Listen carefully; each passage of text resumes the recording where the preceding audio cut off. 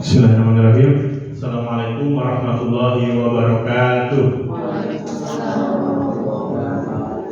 Yang terhormat Kepala SD Nurul Fajri, Bapak Dirukmana SPD, yang saya hormati rekan-rekan staf pengajar dari SD Nurul Fajri. Pertama-tama, marilah kita panjatkan puji dan syukur kehadirat Allah Subhanahu wa Ta'ala yang telah memberikan kita banyak nikmat sampai dengan hari ini, di antaranya nikmat iman, nikmat Islam, dan nikmat sehat, sehingga kita bisa berkumpul pada acara hari ini di agenda diseminasi modul studi 4 dari pendidikan guru penggerak. Ini yang akan kita bahas hari ini mengenai budaya positif. Salawat dan salam semoga selalu tercurahkan kepada junjungan kita Nabi Muhammad Sallallahu Alaihi Wasallam, kepada keluarganya, kepada sahabatnya, dan mudah-mudahan kepada kita selaku umatnya. Bapak dan Ibu, mohon maaf sebelumnya kalau memang undangannya ini agak mendadak Bapak dan Ibu ya, karena undangan ini berdasarkan dari tugas yang harus diselesaikan dari program guru penggerak ini. Nah, di guru penggerak ini saya alhamdulillah sudah menyelesaikan satu modul dari 3 modul yang rencananya akan dipelajari sampai dengan bulan April tahun 2024. Jadi masih ada beberapa bulan lagi. Saya menjadi calon guru penggerak angkatan 9 Bapak Ibu di Kabupaten Bekasi. Jadi guru penggerak ini dimulai dari angkatan 1, angkatannya Pak Ade, alhamdulillah sudah lulus Pak Ade. Kalau saya statusnya masih CGP, calon guru penggerak, karena pendidikannya belum selesai. Nanti Bapak dan Ibu mungkin kedepannya ingin daftar guru penggerak, boleh silakan ya. Karena memang di guru penggerak ini banyak ilmu dan juga pengetahuan dan pengalaman yang menarik untuk kita sebagai guru Bapak dan Ibu ya. Nah, saya jadi angkatan 9 dari Bekasi, itu ada 125 orang untuk angkatan 9 ini. Kemudian kalau se-Indonesia, kalau tidak salah angkatan 9 itu sekitar 30.000 orang yang ikut angkatan 9 ini.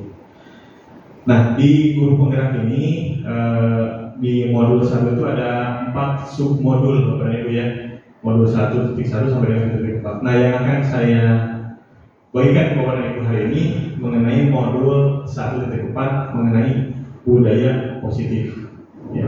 Nanti kita ada diskusi, ada juga di tukar pendapat Bapak Ibu ya, dan juga nanti ada kuis-kuis yang tengah-tengah biar tidak bosan gitu ya. Baik, kita mulai Bapak Ibu ya. Yang pertama kita beranjak ke materi yang akan dipelajari hari ini. Yang pertama itu tentang disiplin positif dan nilai-nilai kebajikan universal.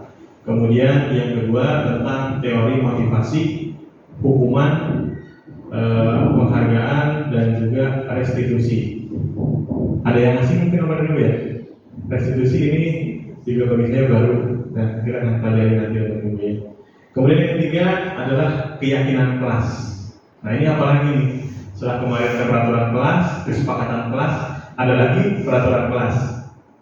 Keyakinan kelas yang ini nanti kita akan belajar juga. Kemudian yang keempat yaitu mengenai kebutuhan dasar manusia dan dunia berkualitas. Yang kelima, nah ini diskusi mengenai 5 posisi kontrol guru dalam menghadapi atau menyelesaikan masalah bersama dengan siswa. Kemudian yang terakhir adalah segitiga restitusi. Nah ini yang akan kita pelajari hari ini. Baik, Bapak Ibu, sebelum kita mulai, mari kita awali dengan mengucapkan basmalah bersama-sama terlebih dahulu. Bismillahirrahmanirrahim. Nah, ini ada pertanyaan romantik dulu Bapak Ibu ya. Ini boleh jawabannya tidak diintervensi nih Bapak Ibu ya. Setuju atau tidak setuju? Silahkan utarakan saja. Hukuman dapat mendisiplinkan anak. Setuju atau tidak? Setuju. Baik. Yang kedua, pemberian hukuman dengan hal positif seperti membaca atau membersihkan halaman sekolah dapat meningkatkan disiplin anak. Setuju atau tidak? Cung yang setuju, cung yang tidak. Baik. Nggak apa-apa open dulu ya. Kan pendapat. Yang ketiga, memberi penghargaan dapat meningkatkan motivasi belajar anak. Setuju atau tidak? Setuju. Baik. Yang tidak setuju ada? Tidak ada. Berarti semua setuju ya. Baik. Di antara ketiga ini, Bapak Ibu pernah melakukannya? Satu pernah? Pernah ya. Kondisinya gitu ya. Yang kedua, pernah Bapak Ibu? Membaca atau halaman sekolah itu pernah ya. Baik. Yang ketiga, ini sering ya, dari hal-hal yang mungkin hanya berupa pujian sampai berupa bintang. Kalau kelas 1 kasih bintang masih setengah stempel gitu ya. Kalau kelas 4 kasih bintang ya bintang doang gitu ya. Perbedaannya mungkin seperti itu. Nah, ini tidak akan saya jawab sekarang, tapi kita nanti akan menjelaskan ke materinya, baru kita sebutkan di akhir apakah hal-hal ini betul atau tidak gitu kan Ibu ya. Baik, nah sekarang kita ke materi berikutnya, ini perubahan paradigma kegiatan kepalaan tangan. Baik, di sini saya punya kertas. Pak Tony boleh kita tolong dibagikan. Kalau kurang boleh disobek aja, atau itu disobek dua-dua aja Pak. Nah, jadi ada 4.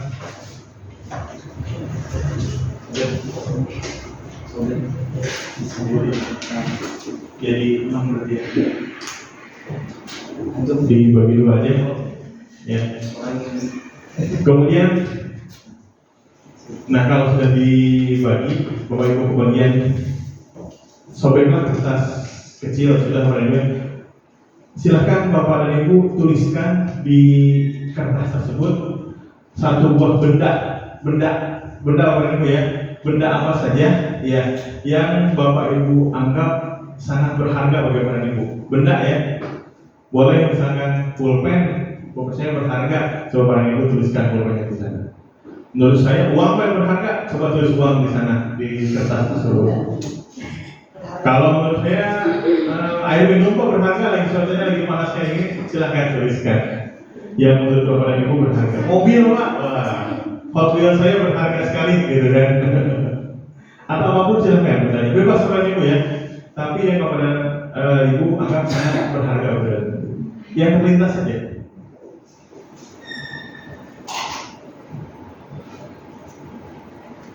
Sudah?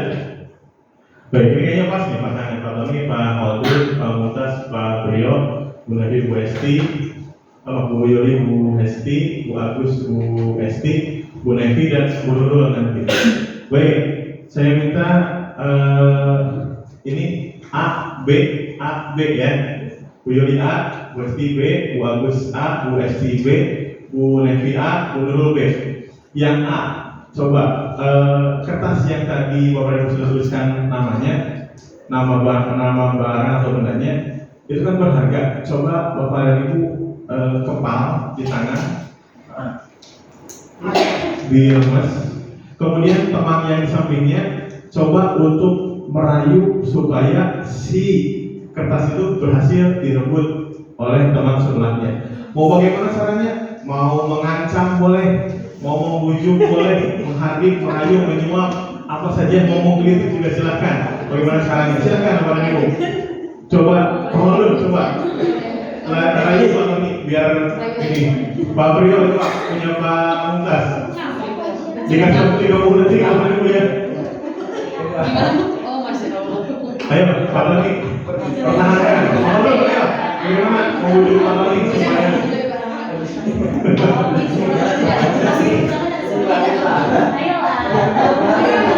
boleh. Kita kertasnya kasih fitnya satu.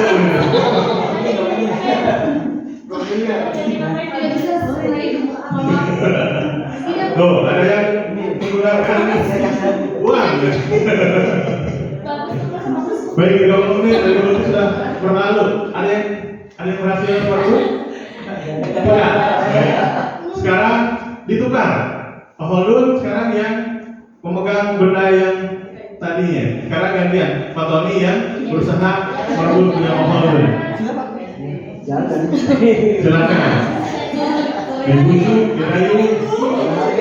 Jadi ini Bu, yang namanya guru itu mereka ya. Jadi ya apalagi bersama sama ya. Tiga bulan kita sama berarti ya.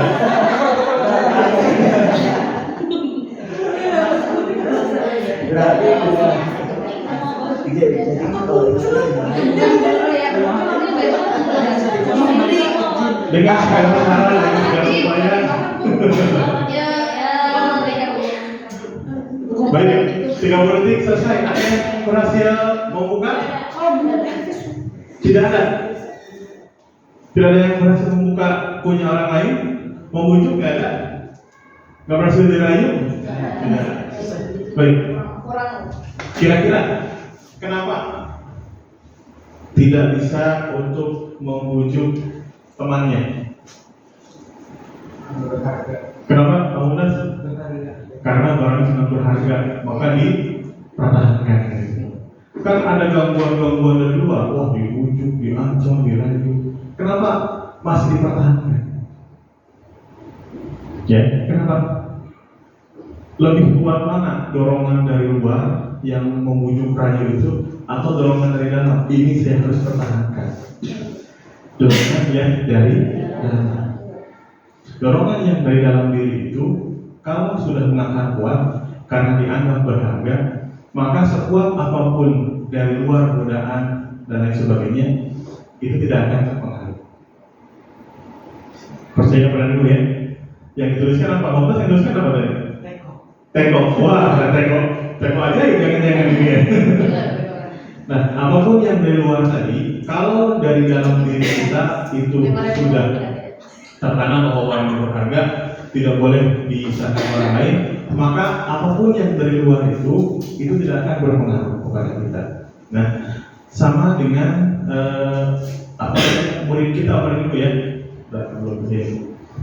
Murid kita itu mereka punya juga beberapa pandangan yang mungkin berbeda dengan kita. Ya, contohnya mereka punya sebuah kebutuhan yang namanya bermain. Ketika kebutuhan bermain itu dari dalam diri mereka itu sudah sangat mengangkat kuat, maka apapun hal-hal yang ada di sekolah, di kelas, itu bisa mereka gunakan untuk bermain.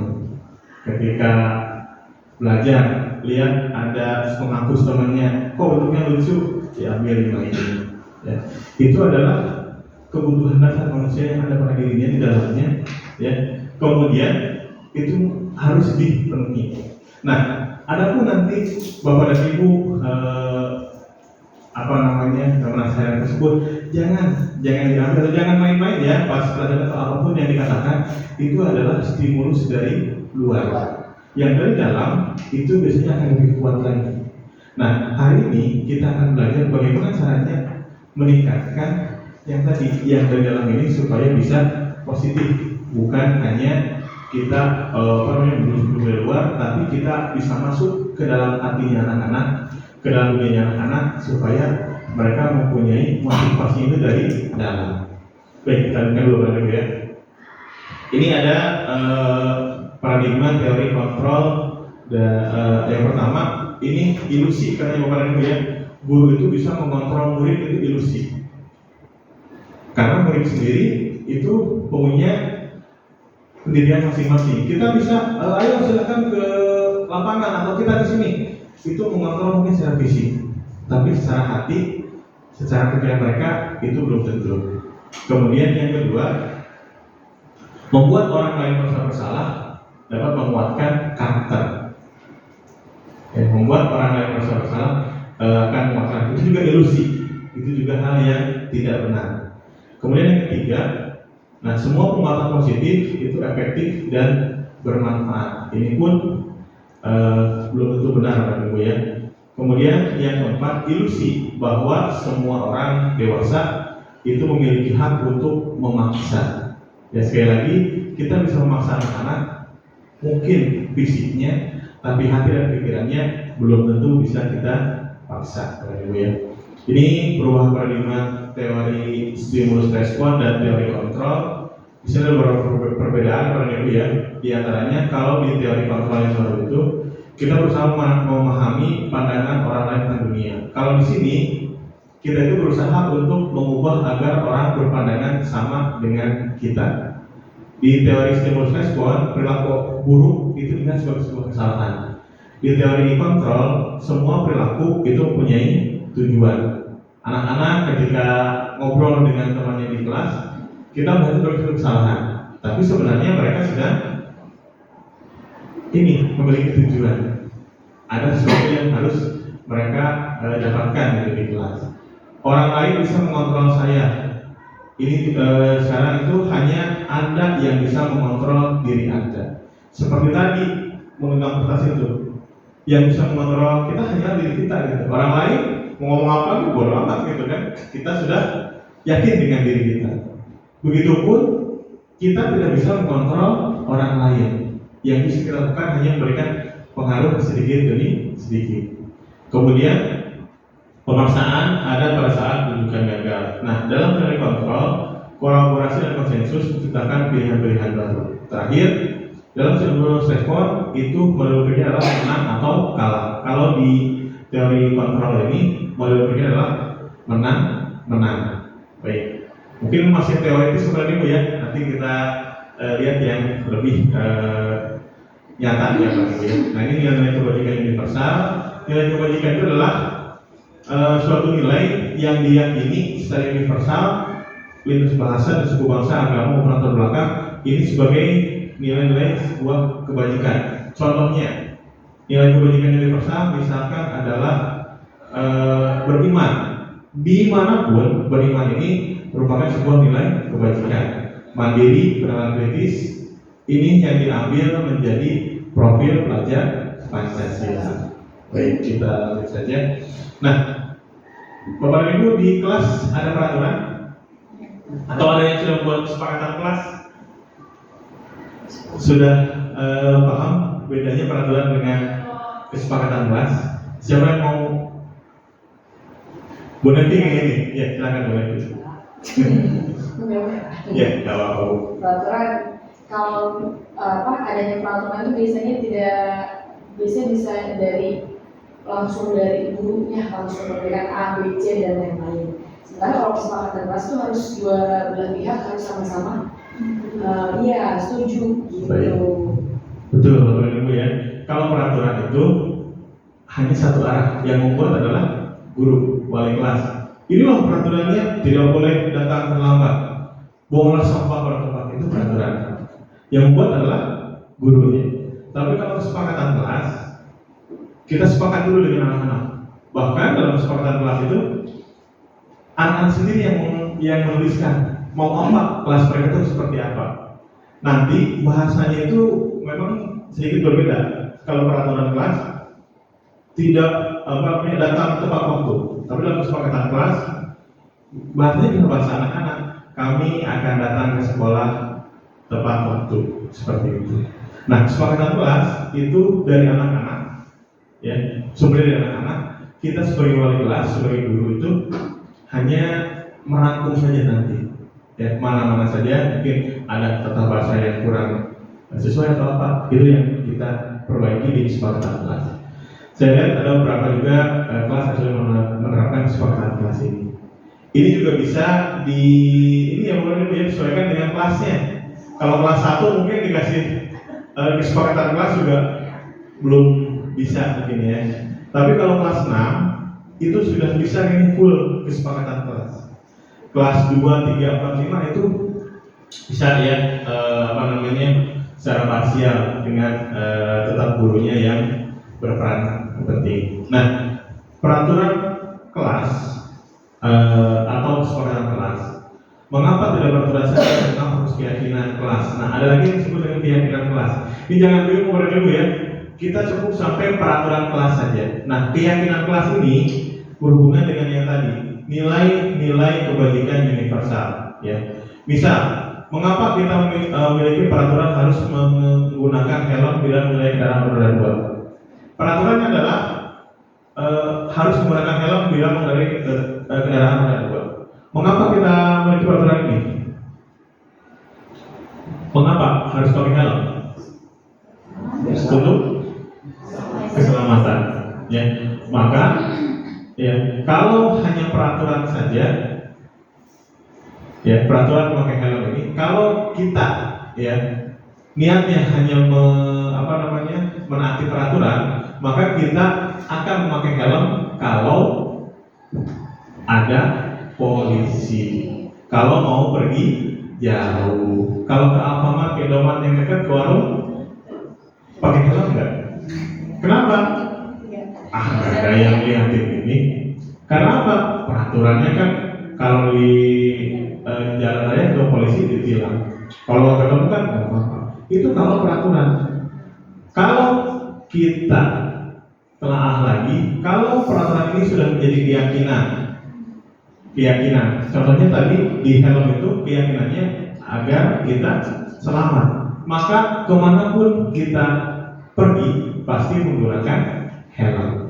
Kenapa? Karena kita yakin kalau menggunakan helm, insya Allah aman.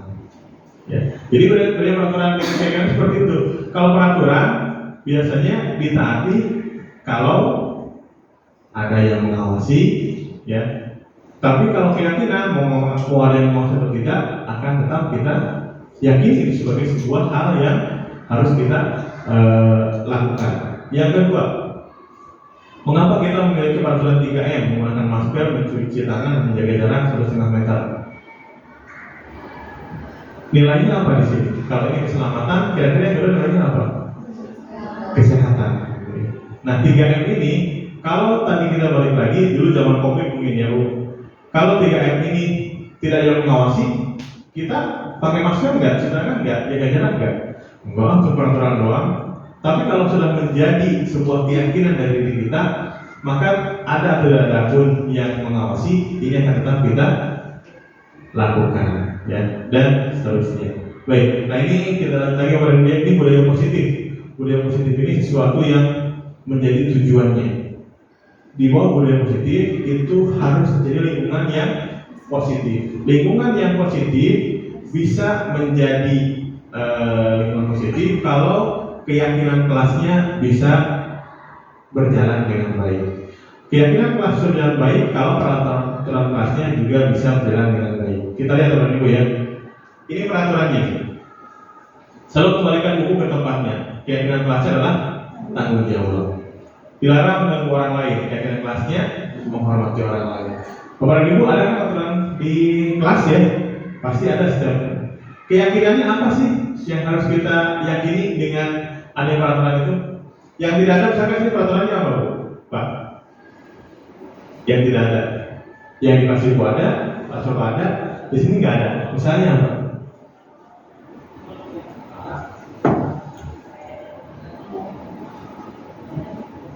Apa, Bu? Membuang sampah pada tempatnya misalnya. Keyakinan kelasnya apa? Kebersihan, bisa keindahan, ya. Ada lagi yang lain?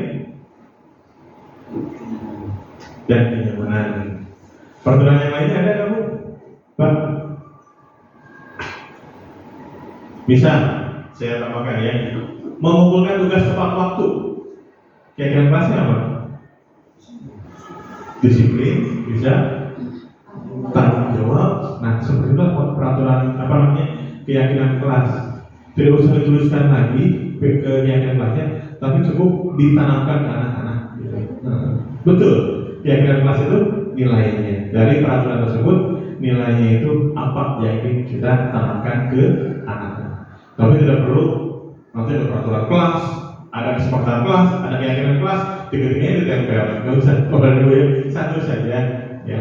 Tapi keyakinan kelas ini memang harus anak-anak tahu dari peraturan atau kesepakatan kelas tadi nilai apa sih yang kita harapkan, ya, apakah ada tanggung jawab, kesehatan tadi, menghormati orang lain, komitmen dan lain sebagainya. Nah, ini ada kuis dulu nih. Tebak gambar Bapak-Ibu. Siapa yang bisa jawab? Jam tangan Mumtaz. 1 poin Mumtaz. Yang kedua. Wah, masuk lagi Pak Mumtaz. Aduh, ini konsentrasinya tinggi sekali. Atau ada aplikasinya di HP-nya ya? Yang ketiga, Terus Wah, itu lagi itu lautan 3,5 lautan. Apa udah sih? Udah rebus. Ya tuh. Baik. Udah habis ngobrol kan masih lagi ya. Nah, motivasi seorang manusia ini dibagi 3 Bapak Ibu ya. Yang pertama, untuk menghindari ketidaknyamanan atau hukuman. Ini motivasi yang pertama. Contohnya, Bapak Ibu ke sekolah jam berapa tadi pagi? Ada yang di atas 7.15? Nggak ada. Kenapa? Supaya nggak dicatat di depan, gitu kan? Nanti ada hukumannya gitu. Nah, teori motivasi perilaku itu yang pertama untuk menghindari ketidaknyamanan atau hukuman. Supaya nggak dituliskan nanti kalau dilihat sama kepala sekolah atau bukan kepegawaian nggak enak gitu kan. Nah, kemudian yang kedua, motivasi yang kedua itu untuk mendapatkan imbalan atau penghargaan dari orang lain. Kenapa datang terlambat? Kenapa datangnya tepat terus? Ya, biar dilihatin sama guru yang lain harus datangin pagi gitu. Kenapa misalkan begini-begini? Ya untuk mendapatkan imbalan penghargaan dari orang lain. Ya.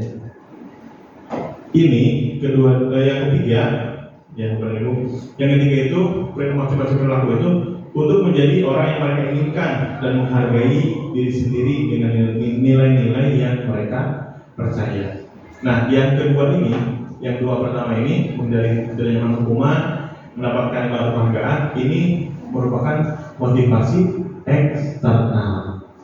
Menghindari hukuman, siapa yang menghukum? Orang lain, lembaga dan lain sebagainya.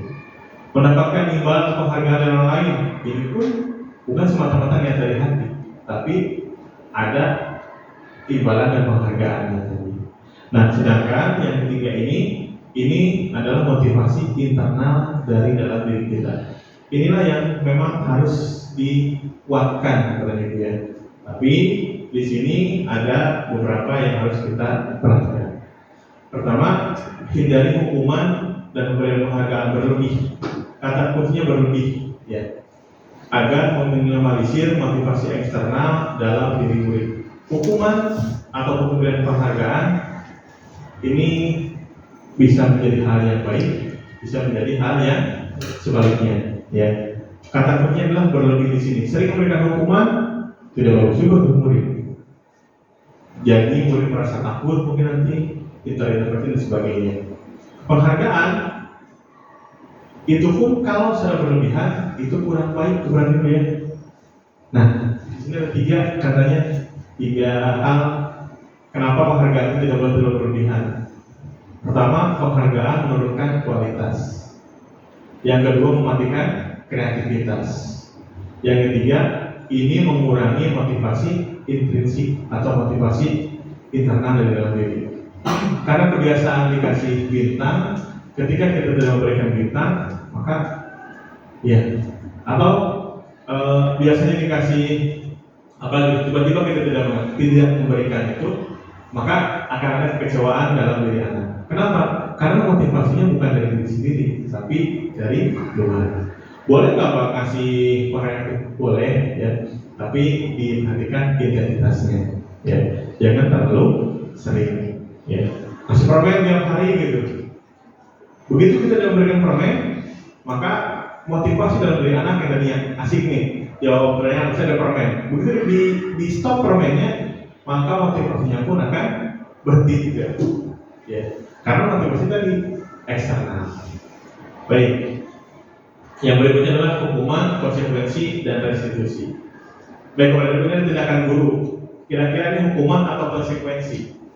Mencatat 100 kali dalam buku kalimat saya tidak akan terlambat lagi karena anak ini terlambat datang ke sekolah. Hukuman atau konsekuensi ya? Hukuman. Baik. Yang kedua, lari mengelilingi lapangan basket 2 kali karena terlambat hadir di sekolah. Terlambat nih, lari dulu lapangan basket 2 kali. Hukuman atau konsekuensi? Hukuman. Baik. Murid diminta push up 15 kali karena tidak menggunakan masker ke sekolah. Hukuman. Menggantikan kertas tugas teman yang telah dicoret-coret. Konsekuensi. Membersihkan tumpahan air di meja tulis karena tersenggol pada saat belajar. Apa? Konsekuensi. Murid disuruh mengenakan sepatu. Maksudnya ini tidak apa ya? Murid disuruh untuk tidak mengenakan sepatu seharian di sekolah karena tidak mengenakan sepatu hitam. Misalkan dia pakai sepatu biru, tidak boleh pakai sepatu di sekolah lain karena sekolah kita kan dibuka ya. Kalau di sekolah biasa kan sepatu dipakai seharian. Nah karena misalkan sepatunya tidak berwarna hitam, tidak boleh pakai sepatu seharian itu. Konsekuensi atau hukuman kira-kira? Konsekuensi. Kita lihat ya nanti ini saya belum memutuskan. Lari mengelilingi lapangan basket 2 kali karena terlambat 10 menit untuk pelajaran kerja otak. Atau ini apa nih kira-kira? Hukuman atau konsekuensi? Hukuman. Baik. Hukuman dan konsekuensi bedanya apa kira-kira? Kira-kira bedanya apa? Hukuman dan konsekuensi. Beda ya?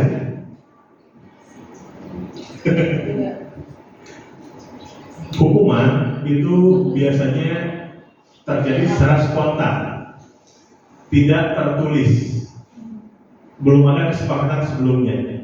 Konsekuensi sebaliknya, tertulis ataupun secara lisan dan pernah ada sosialisasi sebelumnya.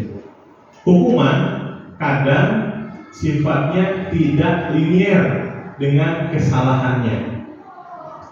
Ya, hukuman tidak linier. Contohnya yang mana? Nomor 2, terlambat hadir di sekolah, tapi disuruhnya lari 2 kali lapangan basket. Nyambung nggak kira-kira pada itu? Ya, kalau konsekuensi itu harus lihat antara apa yang dia lakukan dengan akibatnya. Contohnya di nomor ini, membersihkan tumpahan air di meja tulis karena tersenggol pada saat belajar. Kesalahannya adalah menyenggol, kemudian berantakan, kemudian hukumannya adalah membersihkan. Itu kan ini ya, masih nyambung. Ya. Nah, jawabannya berarti ini nomor 1 hukuman. Kenapa? Terlambat datang ke sekolah, kira-kira hukuman konsekuensinya apa kira-kira yang ini ya? Kalau datang terlambat ke sekolah, apakah menuliskan tidak akan terlambat lagi 100 kali? Tentu tidak kan? Ini hukuman. Kalau konsekuensi bisa misalkan terlambatnya berapa menit? 5 menit misalkan. Maka konsekuensinya nanti istirahatnya dikurangi 5 menit ya. Yang lain nanti keluar duluan, yang terlambat ini di kelas dulu. Itu konsekuensi. Kalau hukuman karena memang tidak linear tadi ya. Kemudian yang kedua hukuman, yang ketiga hukuman, 4, 5 ini konsekuensi, 6 hukuman, terakhir adalah konsekuensi. Kenapa beda, Bu, Pak? Ini nomor 2, ini sama-sama mengelilingi lapangan basket, sama-sama terlambat, tapi yang hukuman itu konsekuensi. Kenapa? Nah, yang membedakan adalah ini di pelajaran PJOK linear kan, dengan lari-larian. Tapi kalau ini enggak linear. Ya, baik. Sudah mulai agak oh ya konsekuensi begini, hukuman begini. Nah inilah ya lebih jelasnya. Ini jawaban yang Ibu baca ya. Tadi saya sudah berikan slide-nya, saya untuk dibaca konsekuensi dan hukuman. Kemudian, nah kita masuk nih, ada hukuman, ada konsekuensi. Yang sekarang kita akan pelajari itu restitusi. Ini perbedaan-perbedaannya Bang Ibu ya. Dalam restitusi yang ditekankan itu bukan kesalahannya apa, tapi bagaimana cara pemecahannya. Baik, kita langsung aja Bang Ibu ya. Biasanya lebih mudah itu kalau lihat contohnya. Baik. Nah, ciri dulu ya restitusi. Pengertiannya itu proses menciptakan kondisi bagi murid untuk memperbaiki kesalahan. Nih, memperbaiki kesalahan sehingga mereka bisa kembali pada kelompok mereka dengan karakter yang lebih kuat. Kalau sudah dihukum, biasanya anak itu kan malu bukan ibu ya, apalagi kita menghukumnya di depan satu kelas. Ketika dihukum, yang biasanya apa? Malu, minder, ketemu teman-temannya, ya dihukum, ya teman-temannya. Apalagi temannya yang gaya, ya dihukum, yang itu, ya dihukum. Akhirnya yang terjadi, akan semakin minder. Nah, dalam konstitusi kita itu ingin karakter anak yang salah ini menjadi lebih kuat, bukan semakin melemah. Jadi konstitusi ini ada 9. Yang pertama, bukan untuk menembus kesalahan, namun untuk belajar dari kesalahan. Yang kedua, perbaiki hubungan. Yang ketiga itu tawaran, bukan paksaan. Dan seterusnya ya Pak Ibu ya. Nanti silahkan dibaca sendiri. Aduh, udah pamungkas lagi nih yang senang nih kalau ada terus kayak gini. Pamungkas, apa nih kira-kira? Senam otak pas sebelah sini nih, boleh gini. Yang kedua, ada lagi nih. Ukuran sepatu. Yang ketiga, darah tinggi. Satu-satu artinya mau dari dulu. Darah tinggi. Baik. Nah, kita lanjut ya. Ini waktu sebentar lagi. Baik. Kebutuhan dasar manusia ini secara umum ada 5 ya. 5 kebutuhan dasar manusia. Yang pertama ini bertahan hidup. Ini tentu kebutuhan yang paling dasar. Yang kedua, kebutuhan tentang kasih sayang dan saling terima. Kemudian kebutuhan kesenangan, kebutuhan untuk kebebasan, dan kebutuhan untuk penguasaan. Penguasaan ini namanya diakui kalau dia mempunyai suatu keahlian atau suatu prestasi. Misal begini, ibu guru bilang, aku tidak boleh bersenandung suatu mengerjakan tugas. Kami harus tenang, tidak ada suara. Padahal kan aku suka dan senang menyanyi. Kira-kira kebutuhan apa yang tidak dipenuhi oleh gurunya? Kalau lihat dari sini, apa? Kesenangan. Dia senang nyanyi, tapi dilarang nyanyi. Akhirnya bakatnya terpendam. Yang kedua, ibu guru tidak menyapaku hari ini, padahal aku pakai jepit rambut baru. Ayo, yang mana bu? Yang mana? Kasih sayang itu. Kadang murid itu kalau kita terus komentari sedikit aja, maka waduh berbunga-bunga seharian terkenang-kenang Pak Priyo bilang lihat ada anak habis cukur rambut, wih makin ganteng ya habis cukur rambut, wah seharian udah berbunga-bunga kan, sampai rumah juga cerita lagi, aku dibilang ganteng sama Pak Priyo gitu. Nah, berarti kebutuhan dia akan kasih sayang itu terpenuhi, ya. Maka anak kecil itu komentar lagi, aku nggak apa-apa anak-anakku ya, senang banget tinggal gitu ya. Yang ketiga, aku bosan, masa belajar cuma gitu-gitu aja, dari ibu guru aja. Kebutuhan di mana bu? Bosan. Kebebasan. Yang terakhir, aku sebel gambarku tidak rapi. Malah ibu guru nunjukin ke teman-teman di depan kelas. Anak-anak nih coba lihat gambarku supaya gini. Nah, kira-kira kebutuhan mana yang penguasaan itu? Ya, karena bagus apapun, sejelek apapun, ketika kita puji, ya anak-anak itu bakalan menerima dengan senang hati gitu berarti bu ya. Sebaliknya ketika apalagi di depan teman-teman, jadi lihat nih, wah masuk gambar kayak gini, akan hancur hatinya berarti bu ya. Baik. Nah kebutuhan dasar inilah yang harus kita pahami agar bisa memberikan ke anak-anak secara tepat. Baik. Ini posisi kontrol seorang guru. Jadi kita itu sebagai guru di sini katanya ada 5 posisi kita. Ada di manakah kita? Yang pertama sebagai penghukum, yang kedua sebagai pembuat merasa bersalah, yang ketiga sebagai teman bagi anak-anak, yang ketiga pemantau, yang keempat yaitu sebagai manajer. Yang kelima manajer. Ini beberapa ibu ya. Penghukum, pembuat keputusan salah, teman, pemantau, manajer. Penghukum ini kita lihat dari kata-katanya Bapak Ibu ya, perbedaannya.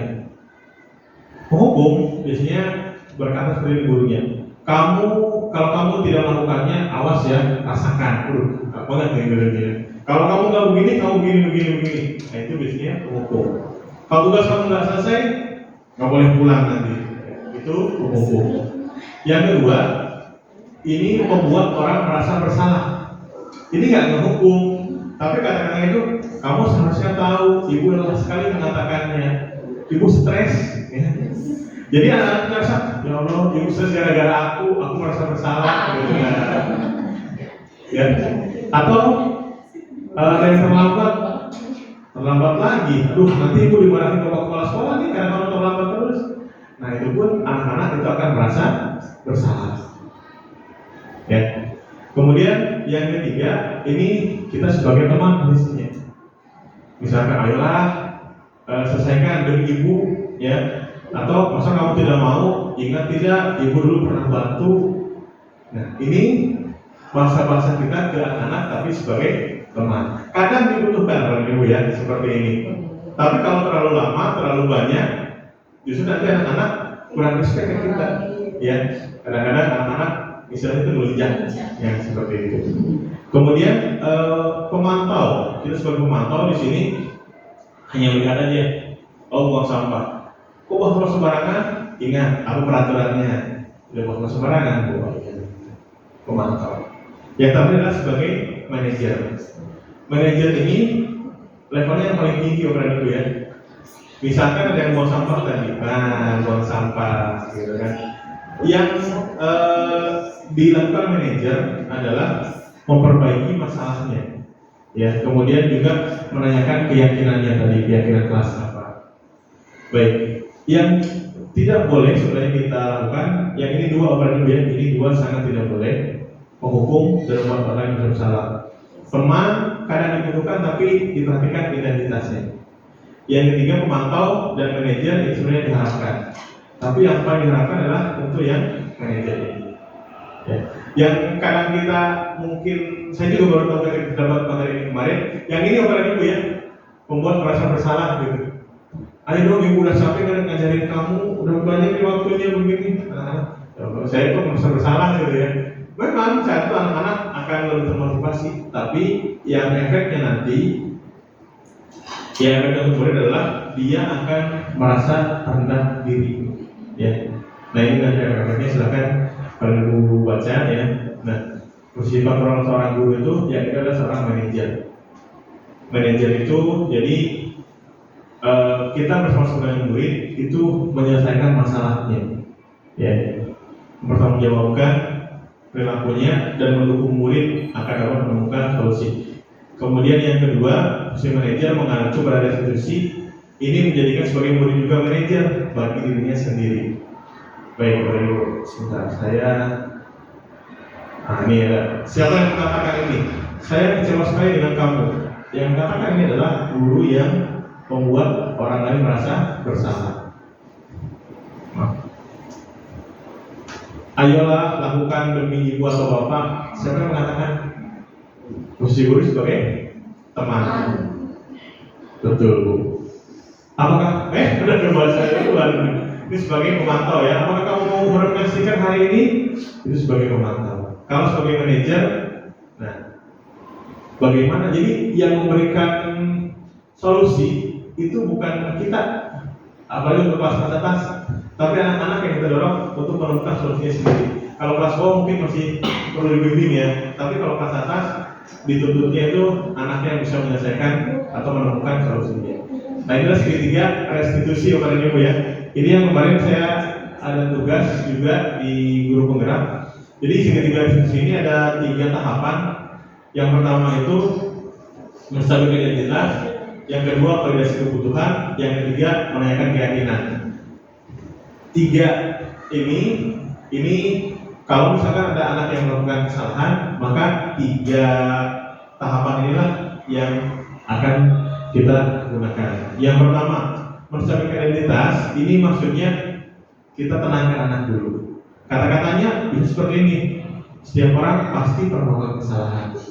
Atau kamu bukan satu-satunya yang pernah melakukan ini. Jadi anak merasa, oh dia itu tidak terlalu tidak terlalu sedih atas kesalahannya, tidak terlalu merasa bersalah, sehingga identitas dia dan dia merasa jadi orang yang gagal karena melakukan kesalahan, jadi lebih tenang lagi.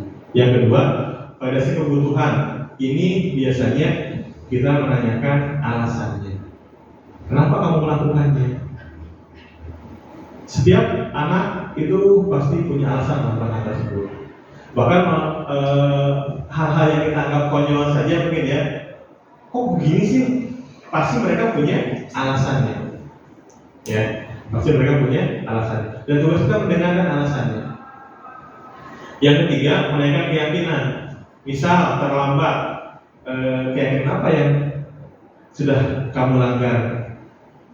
Disiplin Pak, atau tanggung jawab terhadap diri sendiri Pak. Nah seperti itu. Terakhir, di keyakinan ini anak-anak diminta untuk menyelesaikan masalahnya sendiri. Maksudnya mencari penyelesaian dari masalahnya sendiri. Ya. Baik, saya ada contohnya Bapak Ibu ya. Oh ini udah habis sebenarnya Bu.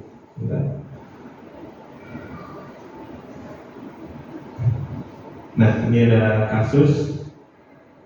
Ini kasusnya yang saya ada di tugas kemarin. Nah, ada anak namanya Anto dan Dino sedang bermain bersama di lapangan basket. Tiba-tiba terlibat dalam sebuah pertengkaran adu mulut.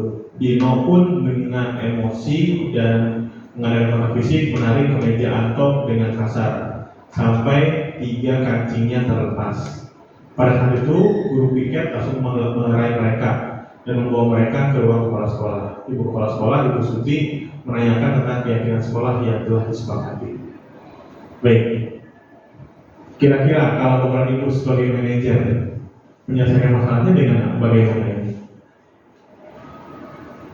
Kalau menghukum kan gampang, hukum aja siapa? Dino, karena udah menarik kemeja atas sampai terlepas 3-3. Tapi apakah kemeja itu akan mulai seperti semula? Tidak. Nah, kira-kira sebagai seorang manajer bagaimana penyelesaiannya?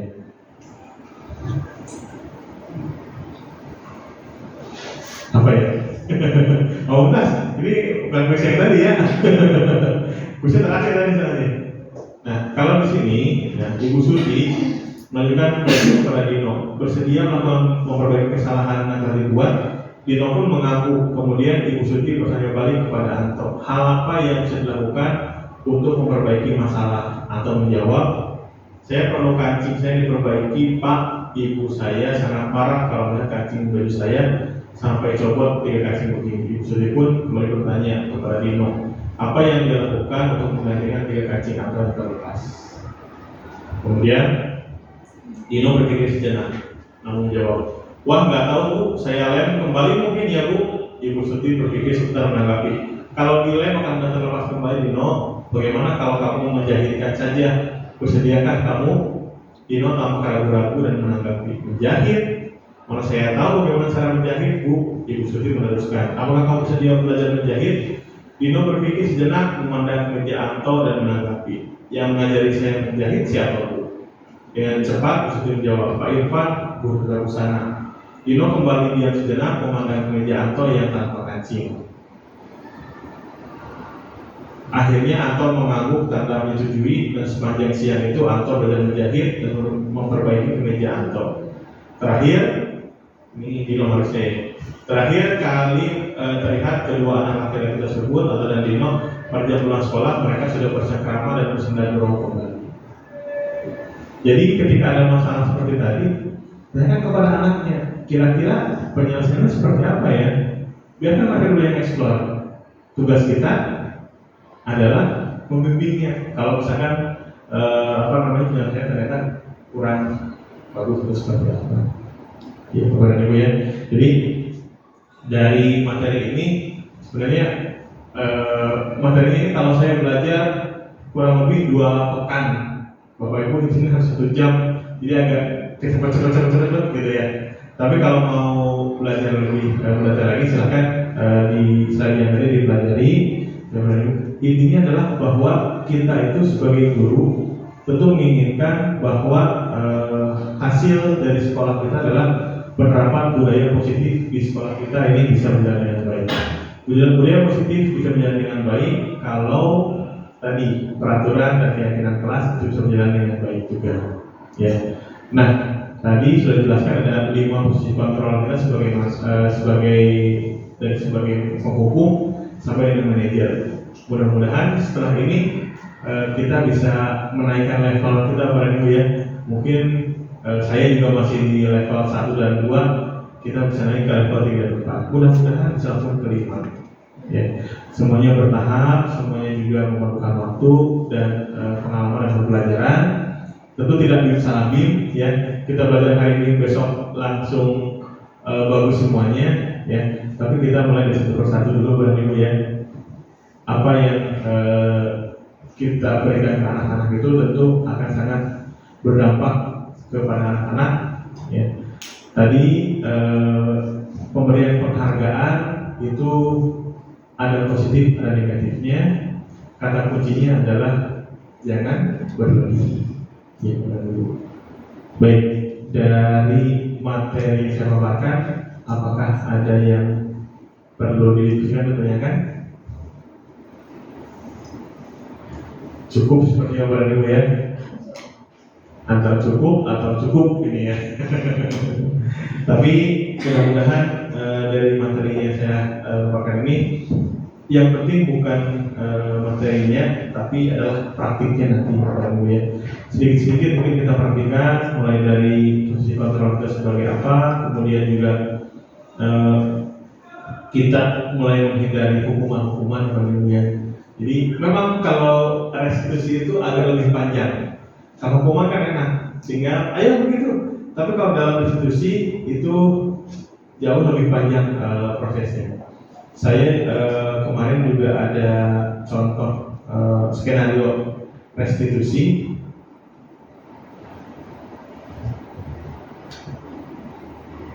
Jadi, nah ini dicontohkan di sini ada anak yang tidak mengerjakan tugas. Kemudian yang pertama kali ditanyakan adalah biasa ya selamat pagi dan sebagainya. Kemudian bertanya, kenapa kemarin tidak mengumpulkan tugas? Ya Pak, saya masuk tapi tidak mengumpulkan tugas. Ketika seperti itu, gurunya tidak langsung marah, ya. Tapi gurunya itu tadi di 3 tahap restitusi tadi, yang pertama adalah menstabilkan identitas. Maka di sini gurunya berkata, semua orang pernah melakukan kesalahan, termasuk Pak Guru. Namun setiap tindakan kita pasti ada alasannya. Kira-kira kenapa kamu tidak mengumpulkan tugas? Nah, kita buat anak itu tidak perlu merasa bersalah dulu karena dia tidak mengerjakan tugas. Kemudian anaknya jawab, saya capek Pak dan mengantuk, soalnya malam main HP sampai 12. Akhirnya pelajaran jadi ngantuk. Nah, dan lagi kegiatan kelasnya. Ya, kegiatan kelasnya ternyata selalu bertanggung jawab, dan dengan dia main handphone sampai 12, berarti dia belum melaksanakan kegiatan kelas ini. Terus terakhir di sini, ya. Lalu solusi apakah untuk masalah hal ini? Jadi yang menemukan solusinya adalah anaknya sendiri. Ini Pak, yang pertama minta maaf, yang kedua tidak akan. Kalau solusi dari kita, itu biasanya mereka hanya lewat-lewat saja. Jangan ini malam-malam ya. Nah, anak-anak kan cuma dengar dari kita, tapi ketika mereka yang mengkonsumsi sendiri, itu mudah-mudahan bisa lebih mengenal lagi di mereka. Nah, kemudian ini yang kedua, ada yang terlambat. Ketika terlambat pun, nah, menggunakan segitiga yang tadi, dari mulai kita tanyakan dulu alasannya apa, kemudian juga menstabilkan identitas, sampai nanti anak-anak diminta untuk mencari penyelesaian saya sendiri. Ini bisa bertahap pada dia untuk kelas 1, 2, dan 3, tentu tidak bisa langsung semuanya seperti itu. Atau Pak, kalau seperti ini, setiap kesalahan seperti ini kayaknya agak banyak dari level anak-anaknya banyak misalkan kalau kesalahan, atau mungkin kelas 6 seperti ini terus, yang bagus mungkin gitu ya, bagus ya. Nah, dicoba aja dulu ya, namanya teori kan tujuannya baik sebenarnya. Di lapangan tentu hasilnya bisa berbeda-beda, tapi apapun itu yang pasti dengan adanya pengetahuan baru ini jadi membuka cakrawala kita, membuka wawasan kita ya. Baik Bapak dan Ibu, cukup ya. Tidak ada yang tanyakan atau didiskusikan, atau nanti saja diskusikannya di luar forum ini, boleh silakan. Baik, kalau ada yang tanyakan, saya cukupkan sekian dulu Bapak dan Ibu ya. Kalau nanti ada yang menanyakan, silahkan di luar forum ini, karena waktu juga sudah lewat ya. Saya akhiri, mohon maaf sebelumnya apabila ada kesalahan dari saya, baik dalam penyampaian materi ataupun dalam tutur kata saya ya. Terima kasih atas kehadiran Bapak dan Ibu. Semoga apa yang kita pelajari hari ini bisa kita praktikkan untuk kemajuan sekolah kita. Saya akhiri. Assalamualaikum warahmatullahi wabarakatuh. Waalaikumsalam.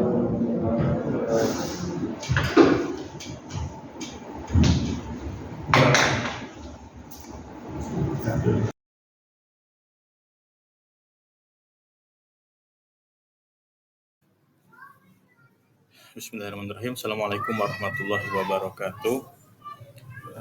Untuk perkenalkan, saya Suharsa SPD, CGP Angkatan 9 dari Kabupaten Bekasi, akan mencoba untuk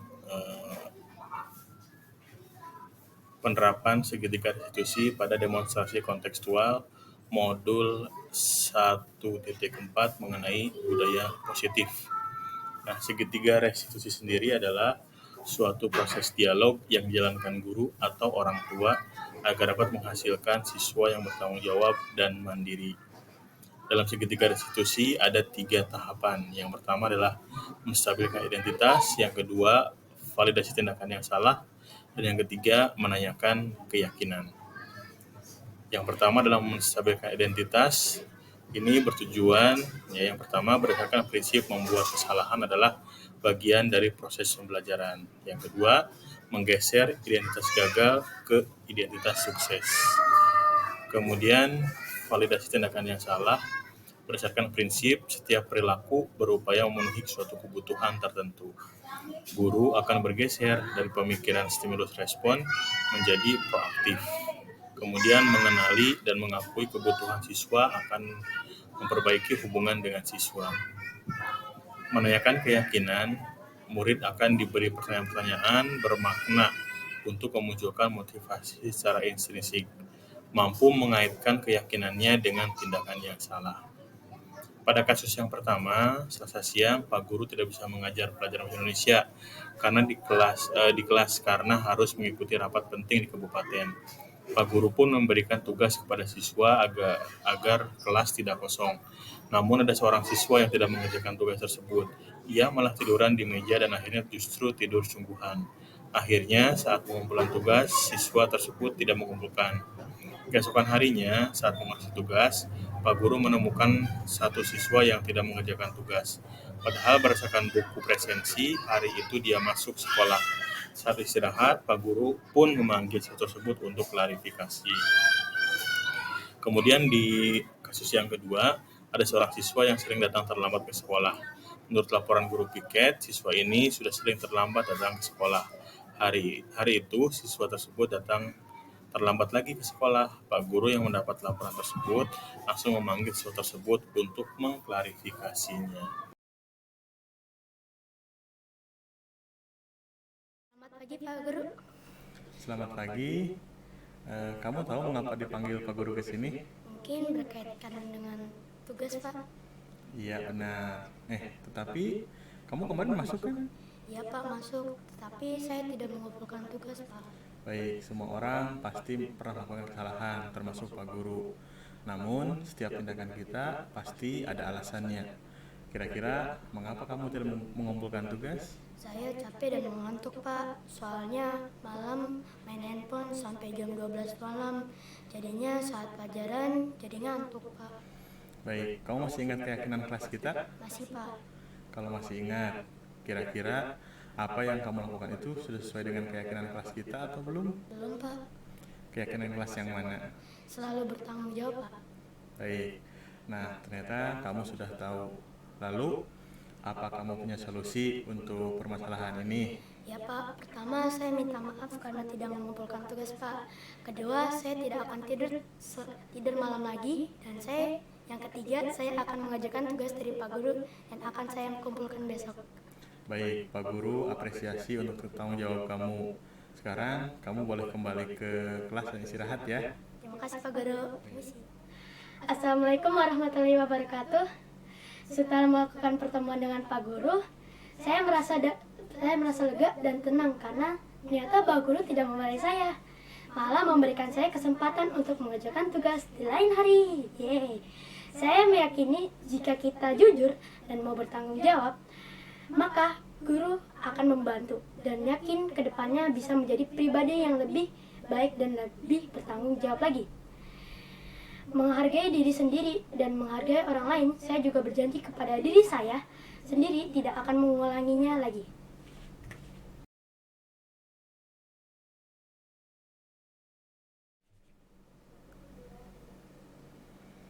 Tadi Bapak mendengar laporan dari guru piket kalau kamu datang terlambat ya? Iya, Mbak. Menurut ingatan kamu, sudah berapa kali kamu terlambat?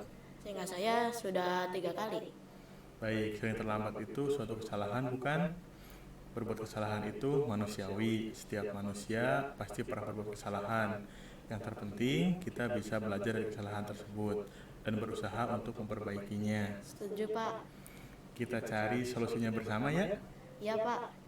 Kamu sudah sering datang terlambat ke sekolah. Pasti punya alasannya. Kenapa sih sering datang terlambat ke sekolah? Karena saya sering begadang, Pak. Sambil main HP, jadi saya kurang tidur. Kamu tahu keyakinan kelas yang sudah kita sepakati? Tahu, Pak. Kalau terlambat datang ke sekolah, apakah sudah sesuai dengan keyakinan kelas kita? Tidak, Pak. Menurut kamu, keyakinan kelas apa yang sudah kamu langgar? Disiplin, Pak. Menurut kamu, disiplin itu penting tidak? Penting, Pak, karena membuat saya datang ke sekolah tepat waktu dan bisa menghargai waktu.